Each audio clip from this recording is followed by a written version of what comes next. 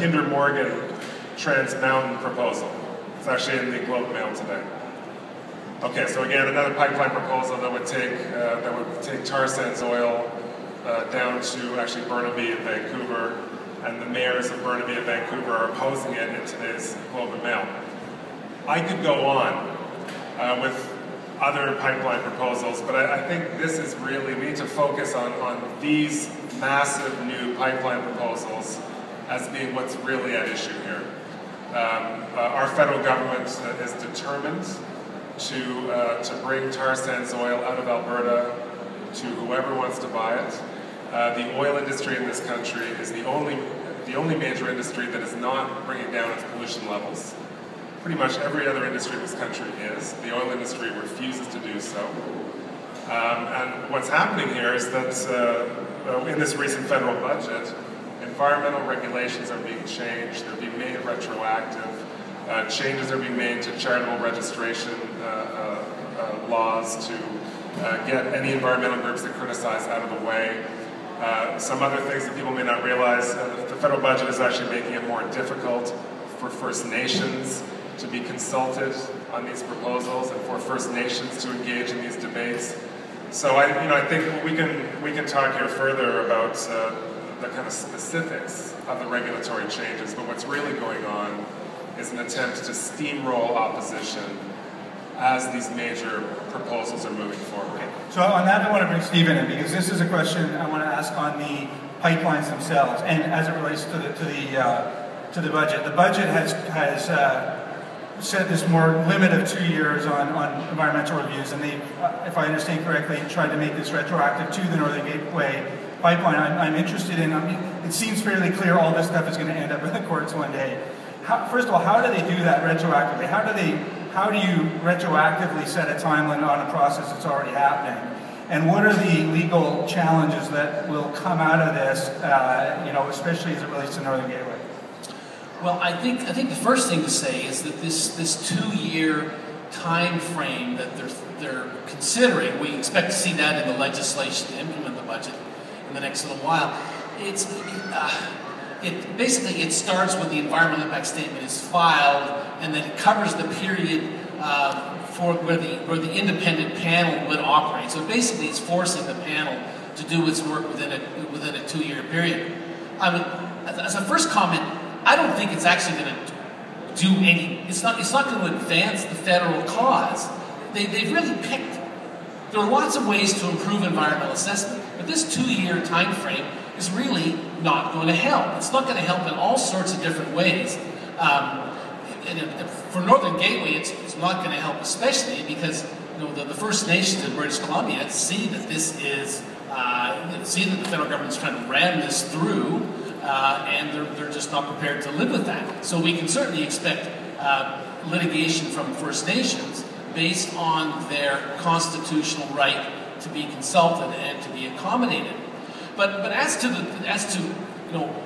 how the federal government would actually word this 2-year time frame clause, and how would they make it actually apply in the Northern Gateway situation, I'm not quite sure how they're going to achieve that and do it in a lawful way, because I think it's very problematic from a legal perspective, applying a limitation on what an independent panel can do while that panel is actually doing its work. The panel that's looking at Northern Gateway is a quasi-judicial body. It's like a court. And if you think of how a court operates, you've got a plaintiff, and you've got the defendants, and to be fair to everybody, each side gets to introduce their evidence, and that evidence is subject to cross-examination. Well, it's the same thing in front of the Northern Gateway panel. It's the National Energy Board plus a few bells and whistles, but it's the National Energy Board rules that apply. The National Energy Board is like a court in terms of how it approaches evidence. So what could easily happen with this 2-year time frame, the National Energy Board might go through part of its process, not get to the end of all the evidence or at the end of the cross-examination, and then, whoops, the 2-year time frame is up, and then what then? They have to start writing the report? Well, and that's sort of a scenario. The legal challenges would easily win. So in that sort of a scenario, it's very problematic to make it retroactive. If they had just applied it to future panel reviews for bodies like the National Energy Board, they might be able to get away with it. But I still think again that there might be legal issues relating to procedural fairness before the board. So that's one set of legal issues, and the other one is really again comes back to First Nations appearing before the board on this project. If they have got a constitutional right to be consulted and to be accommodated with respect to their concerns about the project, if the board is unable to do that effectively because of an artificial time constraint, then those First Nations could well have a lawsuit as well against the federal government or the National Energy Board itself. So there's a number of ways this could play out, but I really don't understand the government's strategy and how they're basically shooting themselves in the foot by the actions that they've taken in the budget. If they just let the National Energy Board do its job, it would have done it in a way that was procedurally fair. They might have come up with a wrong answer at the end of the day, but it's a body that knows what it's doing certainly in terms of ensuring that interveners that come before it are treated in a fair manner. I've appeared before the board a number of times, so I know a little bit about this. Okay, great.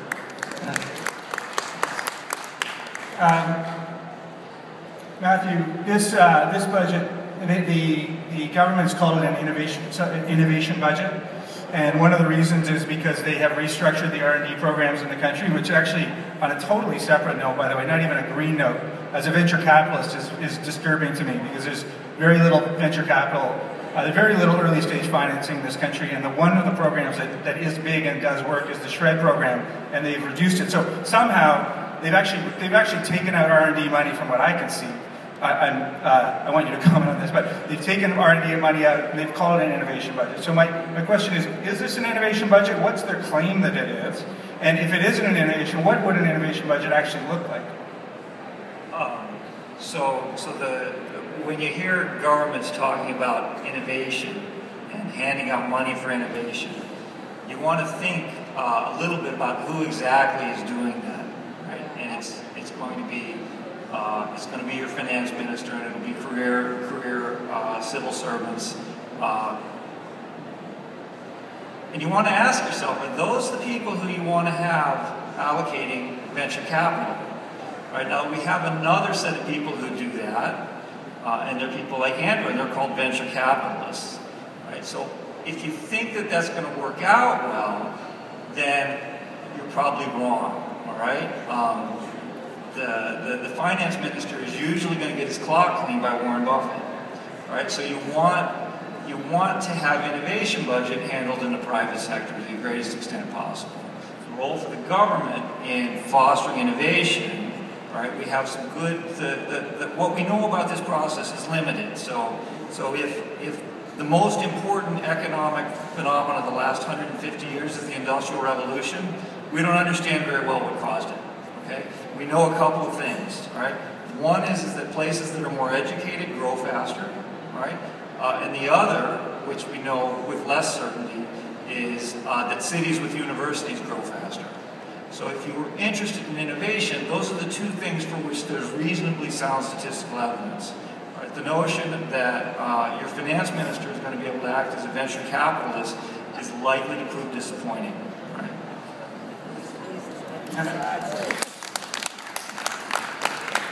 I want to pose a question back to Rick, and I'm not sure if you'll be able to address it, but I'll try. And because where my mind goes to this, my first question I ask, what's gone wrong? Why are we in this situation? If I understand you sort of said, well, in a lot of ways it's going right. There's a lot of public support behind environmental issues. What we really have is a federal government problem, let's say, which makes me think that we have a political problem. And again, now we're back to the CRA question. I don't know how at liberty what you're able to comment on this, but the parties that are supportive of environmental legislation are split. We've obviously got the NDP, we've got the Greens, we've got the Liberals, and the Conservatives seem to have taken a position that is generally opposed to environmental legislation. is it to get this back on track to solve the big problem, if I heard you correctly, which is the federal government problem? Do those other parties, are they going to have to somehow work together in a way to create a better outlet for the environmental vote? Well, let me say first of all that we're in a kind of funny position where we've actually done, and you know, we've our booth with our Just Beautiful Cosmetics campaigns over in the corner, and I'd encourage people to go over and check it out. We're actually in the funny position of actually having done some very great work with this federal government. I mean, this is the federal government that has dramatically expanded the national park system. This is the government that has got BPA out of baby bottles and has dramatically tightened up the consumer product standards. Some of you that keep track of these things may have seen a couple of weeks ago that the federal government has started to crack down on triclosan, which is a very nasty antibacterial chemical that's linked to thyroid problems, and the Canadian Medical Association, amongst others, have actually called for a ban on this chemical. And to its credit, this federal government is doing something about it. So, you know, we're in the strange position of having done a lot of good work with this government, but yet, in the last few months, this is also the government that is calling environmental organizations radicals. There was a document that surfaced from the Department of Foreign Affairs that some people might have seen a month ago, and that document labels environmental groups and First Nations as adversaries of the state. Just unbelievable. You know, all of a sudden we're being labeled enemies, literally enemies of the state, by the Department of Foreign Affairs. So this, you know, something very strange has happened in the last few months, and I think what's happened is that the oil industry woke up about 6 months ago and realized that they were taking a shellacking on all of these pipeline cases. They didn't like it, and so they've done a few things. They've got their friends in the federal government to try to steamroll their opposition. And they've actually set up a variety of shell organizations. Some of you may have seen this organization in the paper called Ethical Oil, which is an oxymoron if ever I've heard it. But the oil industry has set up all these sham organizations to try to do their dirty work for them and to try to attack environmental groups for them.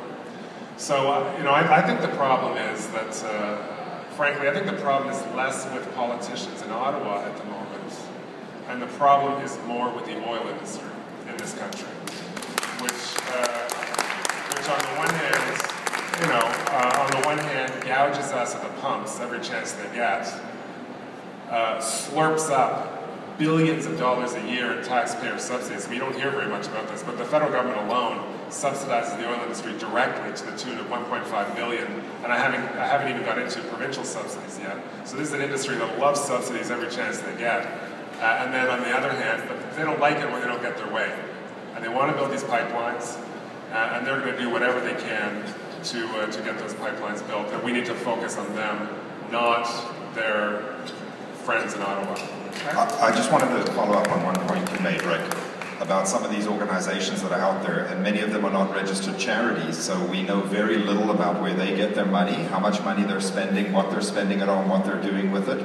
I've been advocating for a few years that, in fact, the same transparency standards that apply to registered charities should apply to non-profits that are not registered charities. There's about 80 or 100,000 of them. Some of them are multi-billion-dollar enterprises. We know nothing about what they're doing, and they're non-profit, which means they don't pay taxes at the end of the year. They don't get to issue receipts because they're not registered charities, but there's a huge amount of information.